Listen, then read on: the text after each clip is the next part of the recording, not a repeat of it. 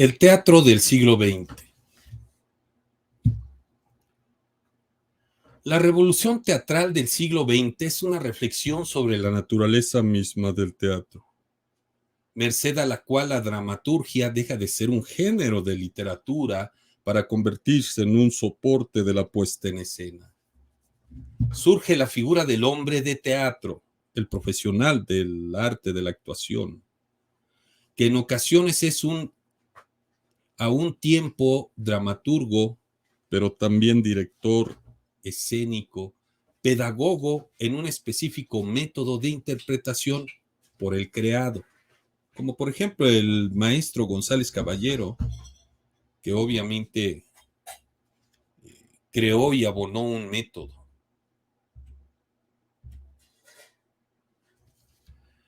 En el siglo XX europeo viene marcado por dos fechas fundamentales en su primera mitad.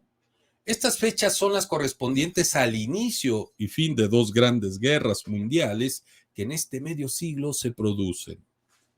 La Primera Guerra Mundial comienza en 1914 y termina en 1918 con un acontecimiento histórico capital en 1917, también que se da la Revolución Rusa.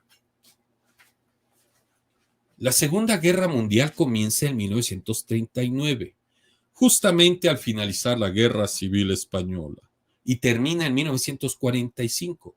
Son las dos guerras más destructivas y dañinas que ha sufrido la humanidad. Su influencia en el arte se produce en los periodos de preguerras, entreguerras y posguerras. Es indiscutible y naturalmente también en el teatro, que es un reflejo de la sociedad en la que se desarrolla. El teatro a principios del siglo XX se inclina hacia el simbolismo, hasta que la revolución apareció. De las vanguardias determinan un cambio radical en esencia de la misma representación. La otra corriente dramática fundamental de nuestra época, el teatro comprometido, tendrá su mayor representante en Brecht, Bertolt Brecht. Y bueno, también en el siglo XX se dio el teatro existencialista. Este teatro nació a mitades del siglo XX en Francia. El existencialismo refleja una realidad interna y una preocupación extrema por la técnica utilizada para expresar diferentes situaciones y sentimientos. Este teatro se diferencia de los demás por centrarse en el tema del individuo y la circunstancia que lo rodea, los cuales suelen ser problemas actuales y de toda la sociedad. También se dio el teatro simbolista y poético. El propio afán del teatro naturalista por reflejar la auténtica realidad acaba provocando la aparición de elementos simbolistas, la verdad interior, de los personajes que no pueden ser representada, ha de ser evocada o sugerida a través de la luz o de la música, como la poesía simbolista había enseñado. El teatro de vanguardia. Este teatro es un movimiento teatral que surge paralelamente a la antinovela o a la nueva novela en Francia, alrededor de 1964. Un fenómeno teatral que se caracteriza por la negación de las formas establecidas, romperlas, y por la búsqueda de un nuevo y original lenguaje escénico. Bertolt Brecht, el teatro de Bertolt Brecht. Las primeras obras del alemán Bertolt Brecht, de 1898 a 1956, que trajo el Piscator, se encuadran en el expresionismo. Más tarde se desarrolla su teatro épico, cuyo único tema es despertar las conciencias ante la injusticia social. El teatro del absurdo. El teatro del absurdo no es un movimiento y los autores no tienen contextos homogéneos. Lo que tienen en común es el rechazo generalizado del teatro realista y su base de caracterización psicológica, estructura coherente, trama y confianza en la comunicación dialogada. Cada obra crea sus propios modelos y características implacables de lógica interna, cómica, triste, patética, macabra, humillante, angustiosa o violenta. Teatro expresionista es el movimiento que tuvo su apogeo en las dos primeras décadas del siglo XX, principalmente en Alemania. Exploraba los aspectos más violentos y grotescos de la mente humana, creando un mundo de pesadillas sobre el escenario.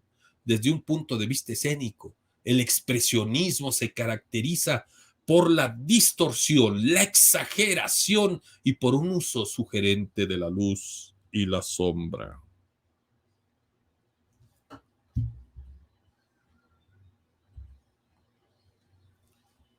Las grandes tendencias del primer tercio del siglo son el teatro poético. Este tipo de drama se encuadra íntimamente unido al modernismo en autores como Francisco Villaespesa, que halla sus argumentos preferentemente en la historia lejana y las leyendas.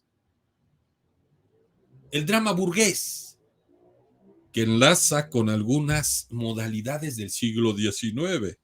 Se especializa en retratar los conflictos surgidos en el seno de la clase media alta de la sociedad, que además se convierte en su público más asiduo.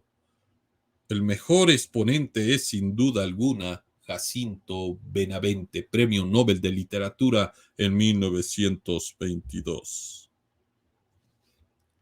El teatro social, no exento de una ideología revolucionaria, más o menos asimilada. Tiene su mejor representante en Joaquín Dicenta.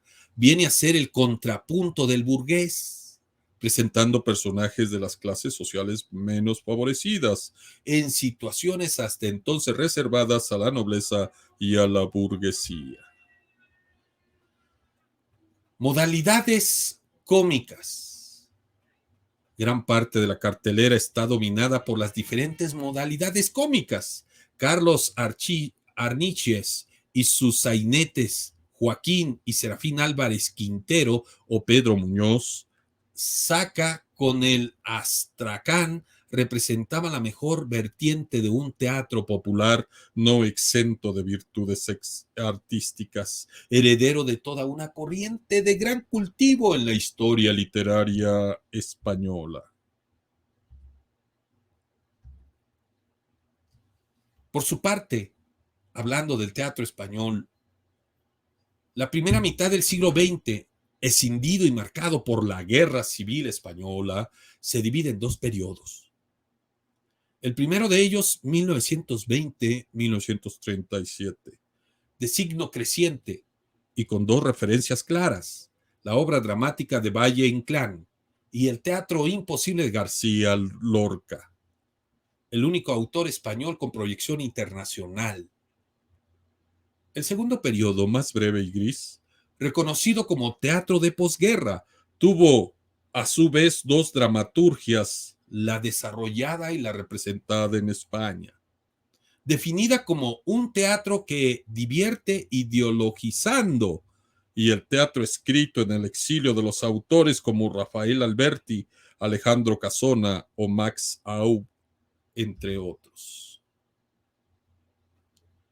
La revolución de la historia del teatro español del siglo XX estuvo definida por los primeros intentos innovadores de un grupo de dramaturgos, muchos de ellos procedentes de otros géneros literarios e integrantes de la llamada generación del 98 y generación del 27, las míticas generaciones.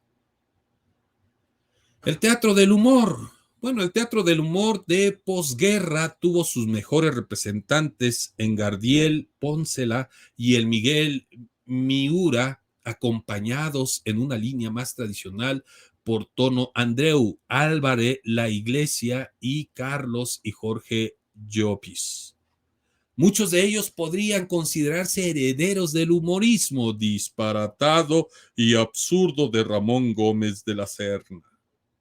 En su defensa, muchos críticos han coincidido en que el yugo de la censura agudizaba el ingenio y limitaba los campos. Eso sucede siempre ante la censura de las tiranías. Por su parte, el teatro de la segunda mitad del siglo XX. En este vemos que evolucionó desde las angustias existenciales a las inquietudes sociales. Durante casi 40 años tuvo como implacable rival a la censura. Como uno de los logros importantes del periodo fue poner en escena con dignidad las propuestas más ambiciosas de los dramaturgos más señalados de los 50 años anteriores, García Lorca y Valle Inclán. El teatro experimental. Muy avanzada la década de los 70 comenzó a desarrollarse un teatro con intención experimental y vanguardista. Sus autores pretendieron ofrecer una visión crítica de diversos aspectos morales, sociales y políticos del mundo contemporáneo. Se sirvieron en la mayor parte de los casos de procedimientos alegóricos, simbólicos y connotativos, muchas veces crípticos y de difícil interpretación. El teatro institucional.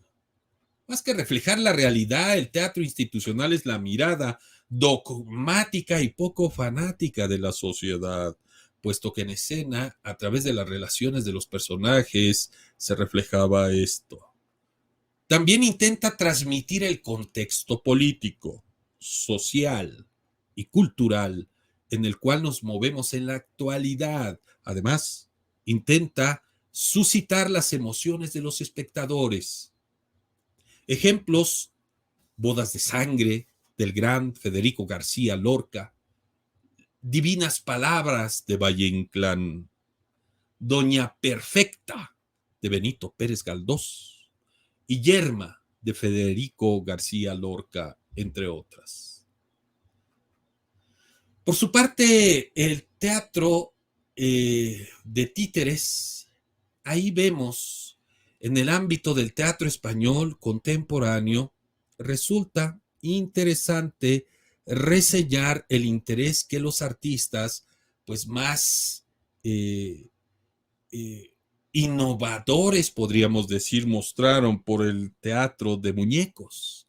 El teatro de títeres tuvo un desarrollo ya en la primera mitad del siglo XX e influyó en los planteamientos de otros espectáculos como la danza, la música.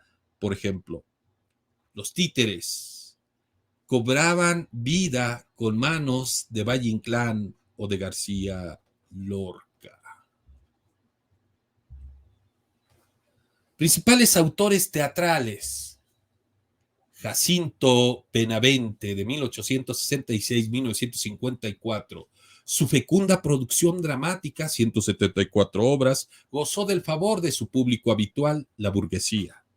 En líneas generales, su teatro compone una crónica, casi siempre amable, de las preocupaciones y los prejuicios de esta clase social por medio del empleo de una suave ironía.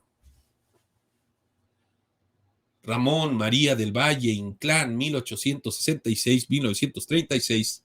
Su producción artística es considerable y variada. Novelas, cuentos, teatro, poesía. En estos géneros se observa una singular evolución de un modernismo sensualista y elegante a una literatura más crítica, basada en el proceso de esperpentización de la realidad. Una línea ininterrumpida en la que ambos rasgos se entremezclan, pero sobresaliendo uno u otro en cada caso. Federico García Lorca, 1898-1936, es una de las cumbres del teatro español y universal de todos los tiempos. Tomando al gallego como ejemplo, se inició en obras teatrales de reenjambre modernista y, al igual que él, cultivó el género de las farsas, tras una etapa de apreciable influencia surrealista, donde se encuentra una serie de obras que el mismo Lorca calificó de teatro imposible. Llegará su etapa de plenitud en la que encontramos dramas que giran ahora hacia un camino propio. Miguel Mihura, 1905-1977. Se trata de la principal figura de teatro cómico español posterior a la guerra. Su obra más representativa, Tres sombreros de copa, se estrenó en 1952, 20 años después de haber sido escrita. Destaca su indiscutible capacidad para urdir tramas sorprendentes, así como una sabiduría en el manejo de los recursos escénicos y su habilidad en el diálogo. La peculiaridad y el encanto de su obra reside en la magistral combinación de imaginación, humor, ternura y poesía. Jean-Paul Sartre,